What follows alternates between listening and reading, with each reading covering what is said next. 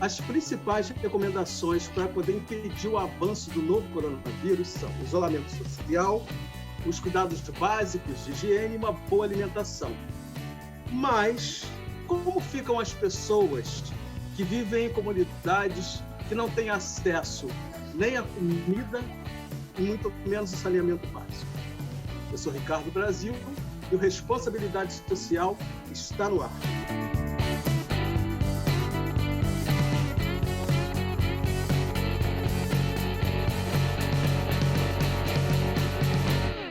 Participam dessa nossa roda virtual de conversa os integrantes do coletivo Comida de Resistência, o chefe João Diamante, a chefe Manuela Zappa e o jornalista e empreendedor João Braune.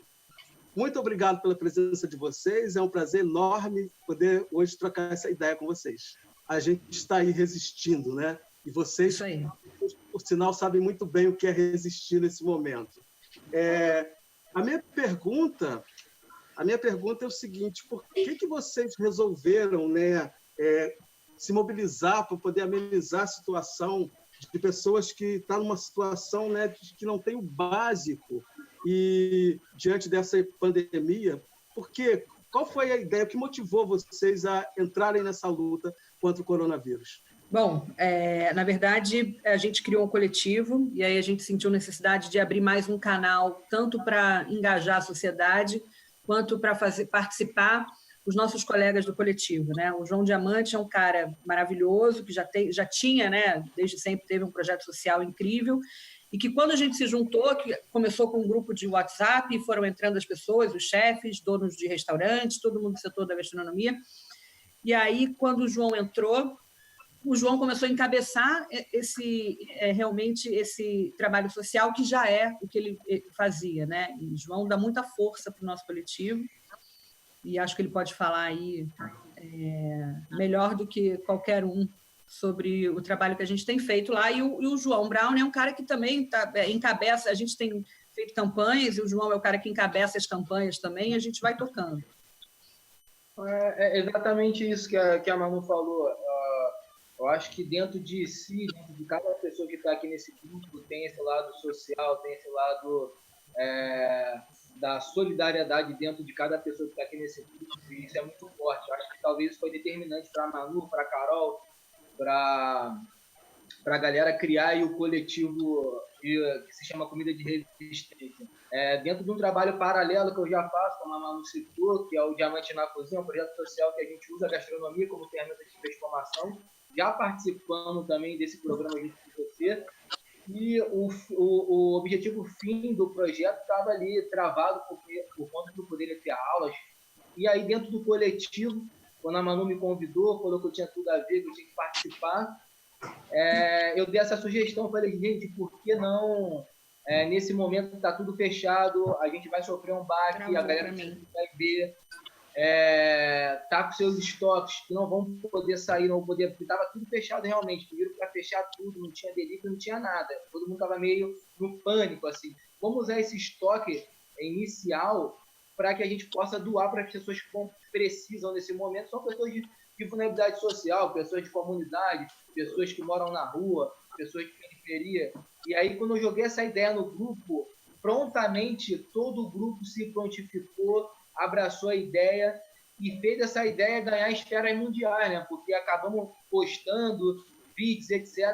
Isso ganhou uma esfera mundial e saiu realmente só do estoque que a galera do setor de A&B tinha, e aí foi para renda, foi dinheiro, foi finanças, foi alimentos, foi também na questão de materiais de higiene pessoais, e o Joãozinho lá no grupo sempre dando muita força e fazendo outras ações dentro do grupo também.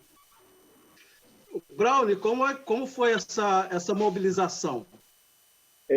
O que acontece, Ricardo? Eu acho que uma das coisas muito bacanas do coletivo, né, assim, eu sou empreendedor, já trabalho na área cultural há muito tempo, e eu sou dono de restaurante há pouco tempo. E uma coisa muito bacana do coletivo é que, assim, o que a gente percebe muito na gastronomia, né, assim como em outras áreas, é que existem muitos grupos, né, que se formam. E o bacana do coletivo é justamente isso. É um coletivo que a gente não tem nenhum tipo de preconceito com nada. Então, a gente tem empreendedores da Zona Norte, a gente tem empreendedores da Zona Sul, a gente tem empreendedores da Zona Oeste, da Baixada.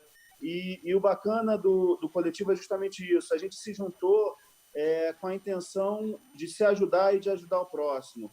Então, assim, a gente começou com esse trabalho, que era um trabalho junto aos próprios restaurantes, né? Depois isso a gente criou também dentro do coletivo no site da Vaquinha, uma vaquinha virtual que já arrecadou quase R$5.000. E aí a gente já tá fazendo agora esse trabalho também de distribuir comida e distribuir recursos para iniciativas que estão na ponta. A gente fez uma parceria com uma empresa, a gente vai fazer distribuição de sopas na semana que vem também. E uma coisa que eu acho que é muito bonita, né, do coletivo, eu acho que a gente existe esse conceito de empresa social, né? E eu acho que esse conceito é um conceito que não deveria existir, porque toda empresa deveria ser social, né? Toda empresa deveria ter não só como seu objetivo o lucro, obviamente, para que ela sobrevivesse, mas eu acho que um negócio tem uma função social intrínseca por si só. E o bacana do coletivo é justamente isso. Eu acho que as pessoas que estão lá dentro têm essa consciência e a gente já está pensando em projetos também que sejam projetos que, quando essa pandemia acabar, possam continuar ao longo da linha do tempo, né? Porque a gente sabe que existe ainda uma cultura muito pequena de doação no Brasil. A gente tem legislações ainda que inibem muitas pessoas a doar, principalmente restaurantes, né? Existe uma coisa de responsabilização do restaurante se houver algum tipo de problema. Então, assim, eu acho que a gente está entrando num novo momento que eu espero que esse trabalho social ele passe a ser parte da missão das empresas como um dos pilares das empresas, né? João, isso é interessante. Isso é interessante porque eu acho que quem não tem a ideia do coletivo, a partir do nosso coletivo também, tem muita gente que está começando a entender a força de um coletivo, né? Eu acho que o nosso setor nunca ficou tão unido como dessa vez, né? A gente não tem... e o que o João estava falando, que tem gente da Zona Norte, gente de tudo quanto é lugar. Quando a gente criou o Instagram do Comida de Resistência, a gente recebeu por lá muitas mensagens. A gente tem um caso assim que eu adoro contar, que é da Vivi, que é do nosso coletivo, que ela pediu para entrar no grupo, ela estava super perdida, ela não estava sabendo o que fazer, não estava com delivery, ela falou, eu estava sentada e chorando. E aí a gente pegou a Vivi, colocou ela dentro do coletivo, e a Vivi começou, ela falou, gente, olha, agora por conta de vocês, eu estou começando, voltei com delivery, e a gente, eu acho que conseguiu dar essa iluminada assim, para muita gente, né? E o que eu acho que vai ficar, e que eu acho que tem que ficar, que é muito importante, é o senso do coletivo mesmo, entendeu? Que é clichê, mas juntos somos mais fortes mesmo, somos maiores. E eu acho que essa lição é que tem que ficar. Pois é, e uma coisa que chama atenção é que a gente está vivendo um momento que é um momento extremamente difícil, né, para o setor de comidas e bebidas. A gente tem uma estimativa aí que acho que 90% de perda, né, nesse setor. E vocês se mobilizam nesse momento, que é um momento tão difícil para o setor de vocês, para ajudar outras pessoas. A minha pergunta é, isso também tem ajudado a vocês nesse momento, que é um momento difícil para vocês também? Muito, muito, tem ajudado muito. Eu acho que é isso, como a gente estava dizendo.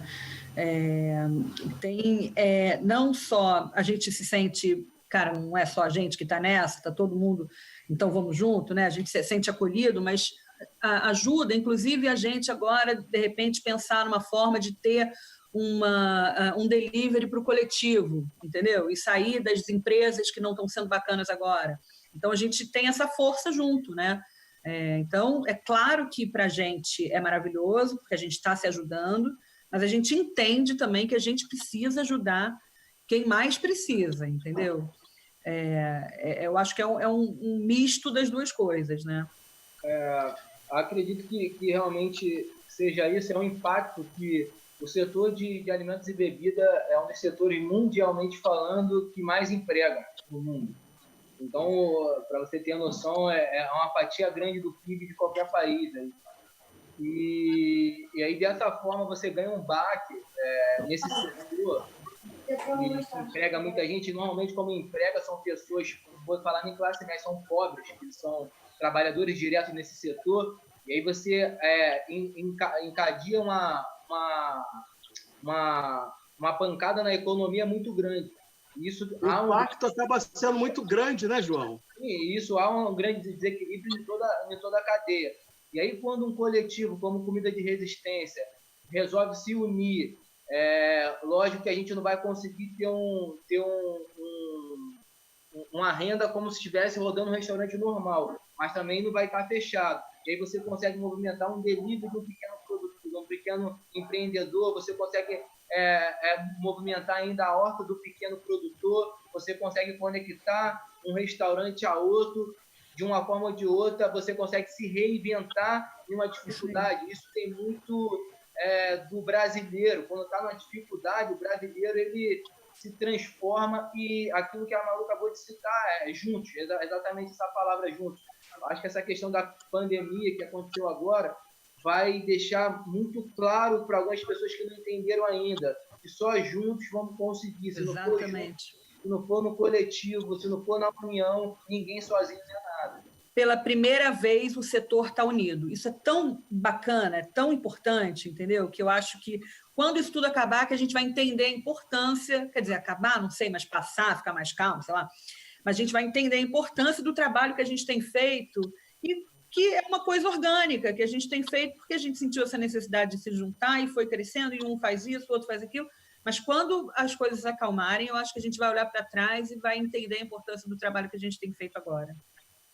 Vocês acreditam que vai ser muito diferente quando passar isso, quando estiver num outro momento, que a pandemia vai modificar a maneira de fazer negócio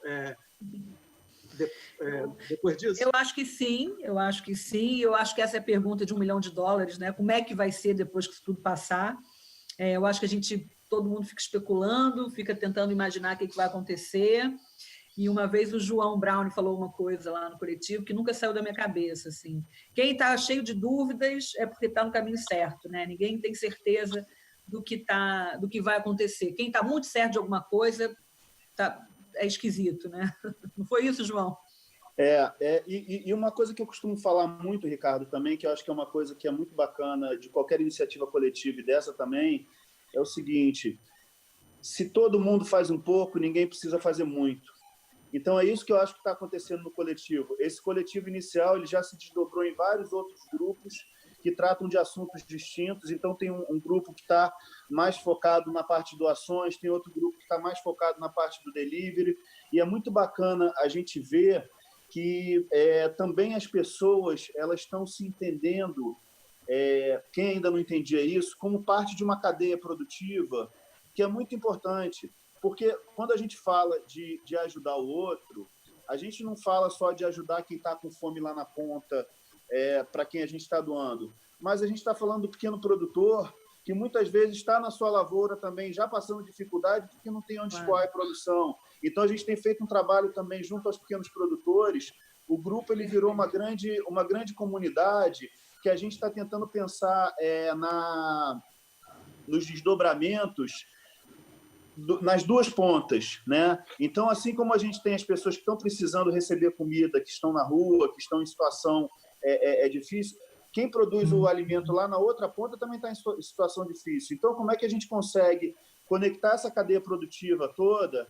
E não só isso, e eu acho que uma outra coisa que é muito importante de falar também, eu acho que muitos consumidores eles estão começando a se enxergar não somente como consumidores, mas como parceiros dos negócios. Exatamente, João. Isso é muito importante, né? A gente tem visto isso muito.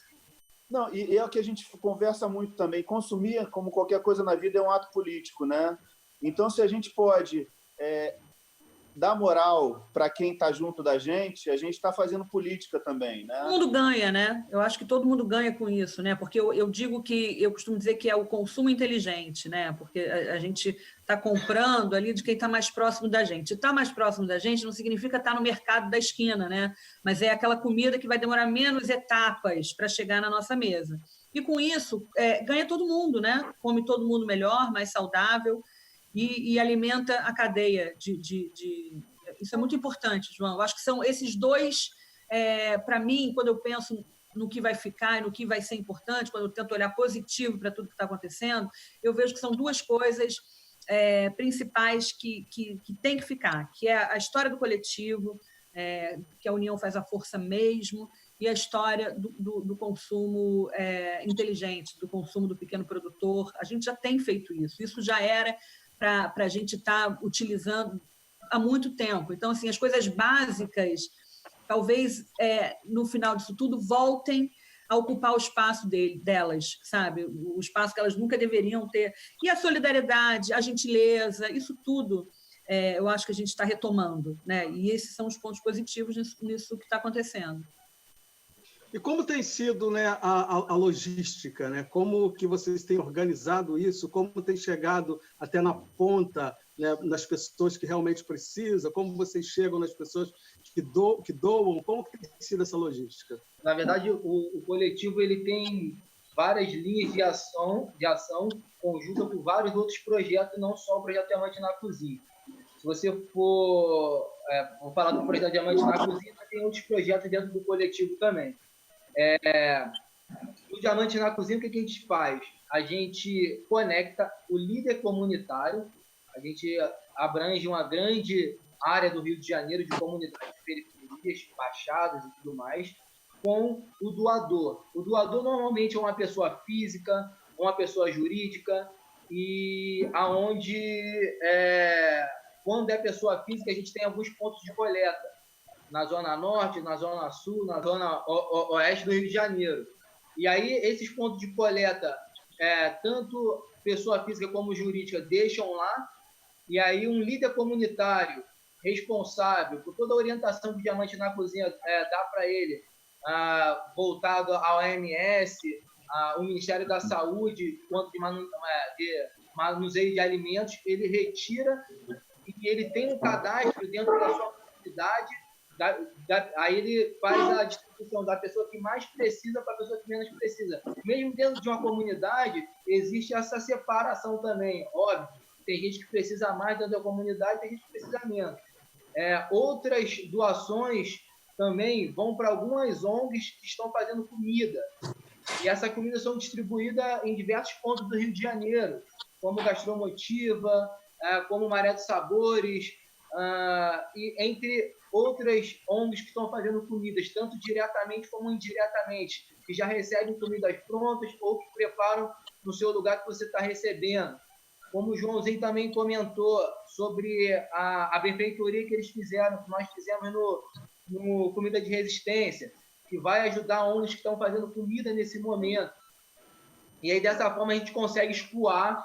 Se você for pegar alguns cálculos, esses dias eu estava vendo, no Diamante na Cozinha já se passa de 2 toneladas, no Gastromotiva 32 toneladas, no Maré dos Sabores 10 toneladas. Então, se você pega isso tudo e soma, e aí fica realmente essa frase clichê que a Manu falou, juntos somos mais fortes, quanto a gente não impactou? Uma coisa importante que eu quero falar, se não fosse os coletivos, não falo só Comida de Resistência não, falando todos os coletivos, todas as ONGs, todos os ativistas sociais, se não fosse essa galera no início, o Brasil ou o mundo estaria afundado. Por quê? Acha que o governo conseguiria manter por R$600 todas as pessoas que precisam nesse momento? Lógico que não. Então, houve um gap ali de segurança, de comida, de dinheiro, de solidariedade, de uma grande parte da sociedade brasileira, da sociedade mundial como um todo, para sustentar esse rojão até o momento que nós estamos hoje. Falando nisso, João, que políticas, na opinião de vocês, seriam necessárias para que vocês pudessem passar por esse momento com uma certa tranquilidade, não sei se tranquilidade é a palavra, mas de uma maneira um pouco menos traumática?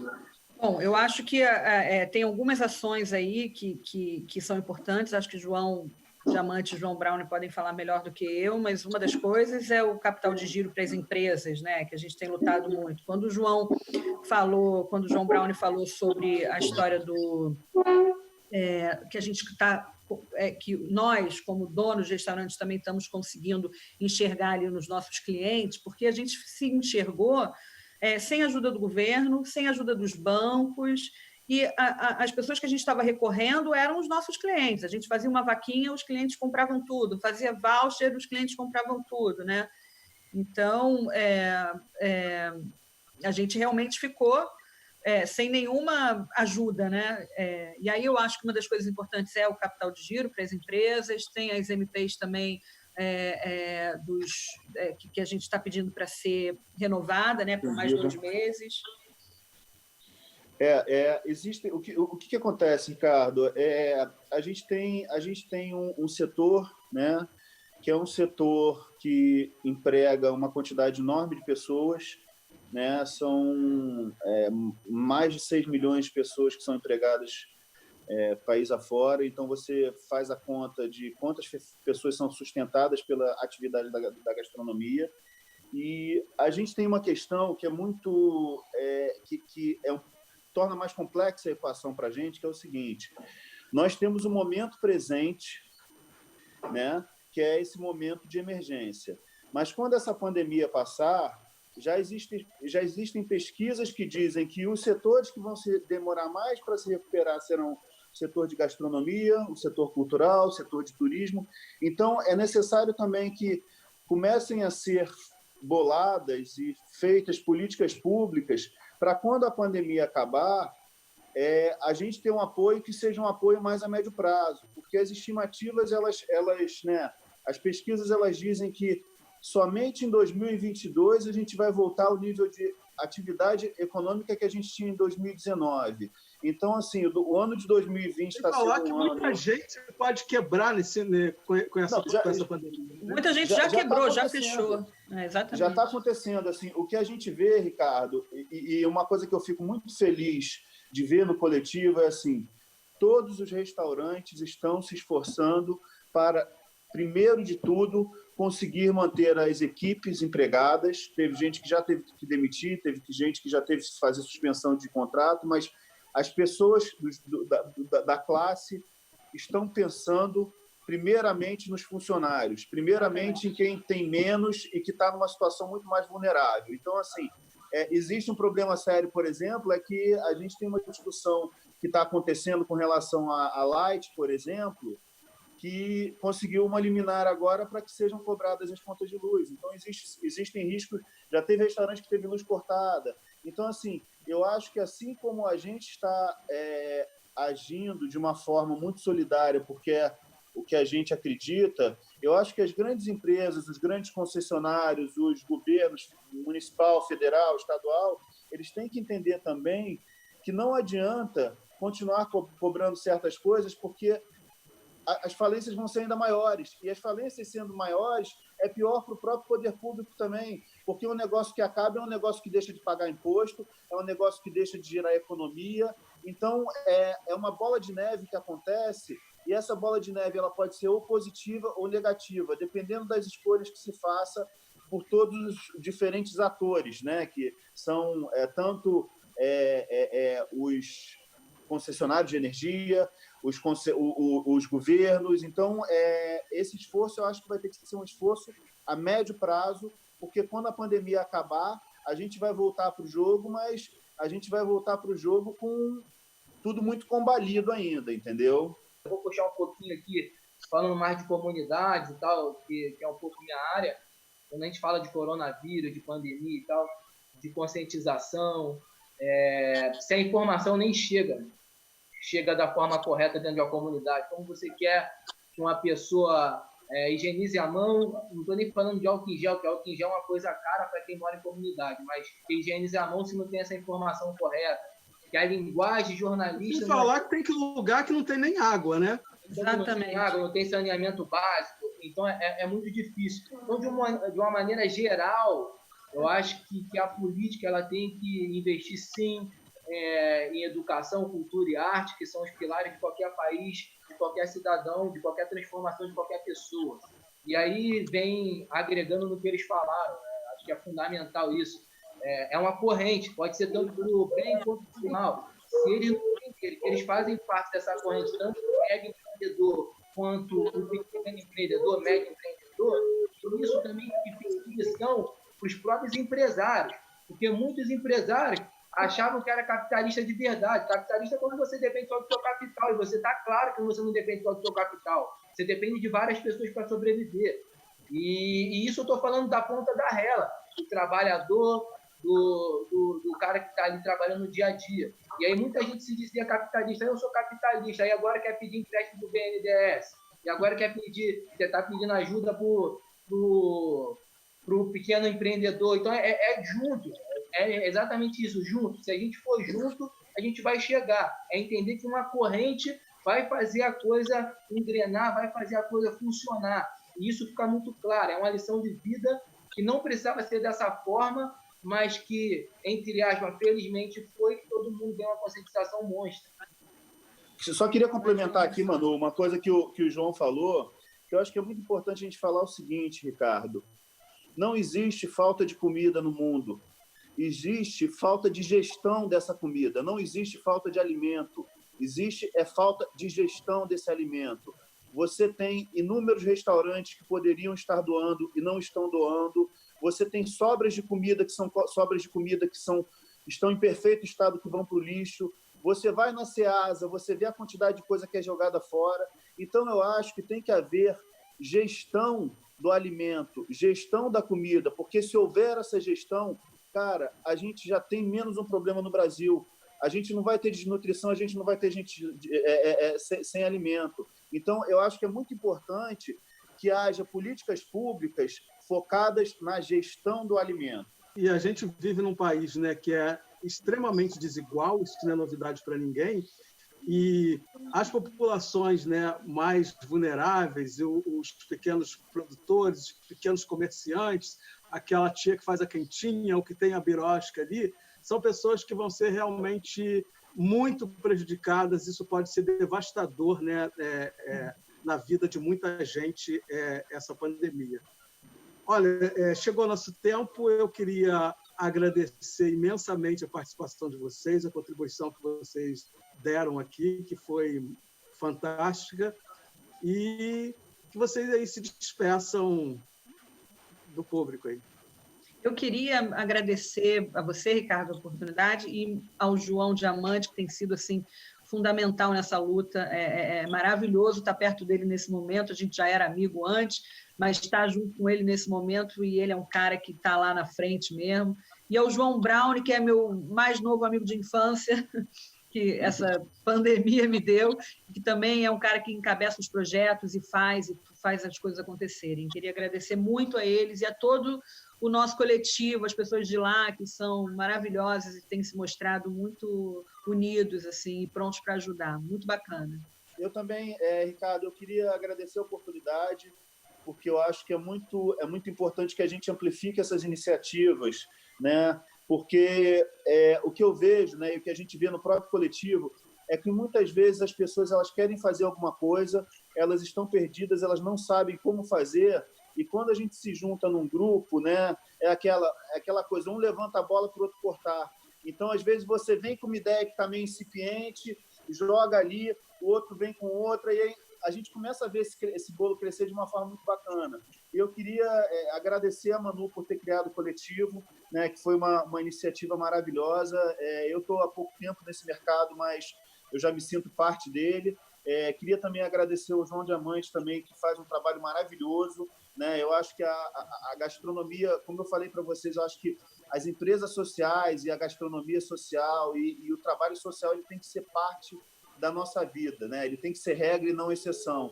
Então, assim, eu fico muito feliz de ter o João aí como parceiro nessa história também, porque ele é um cara que está na ponta, que entende as necessidades das pessoas muito mais do que a gente. Então, às vezes, a gente chega no coletivo, ele chega com uma demanda e a gente já tenta também suprir. Então, assim, é o que eu falei, cada um fazendo um pouco, ninguém precisa fazer muito e a gente consegue melhorar a situação de uma forma que é mais fácil do que a gente imagina. Acho que o prazer e a honra aí é minha e do coletivo. Eu posso dizer que o que eu consegui e que nós conseguimos tirar de bom disso tudo foi uma rede de network que nós fizemos incrível. Assim, eu estou fazendo uma pós-graduação em socialismo, em coletivo, em tudo que se fala de união dentro não só do coletivo Comida de Resistência, como outros que a gente participa, aquela coisa de escutar o próximo, de entender a necessidade do próximo, de somar com o próximo. Isso está sendo muito interessante, muito bacana para a gente. Eu consigo também aprender muito com a Manu, o João, que são pessoas muito ativas dentro do coletivo, estão sempre solícitos, tanto no particular, no privado, quanto dentro.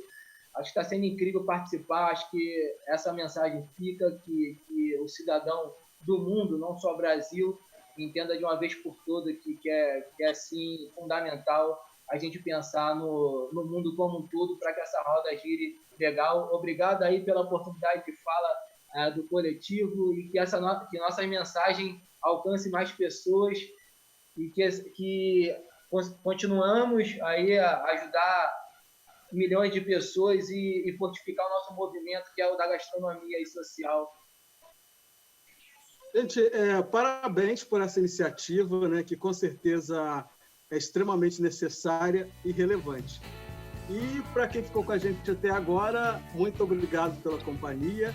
Até o próximo encontro. Eu te espero.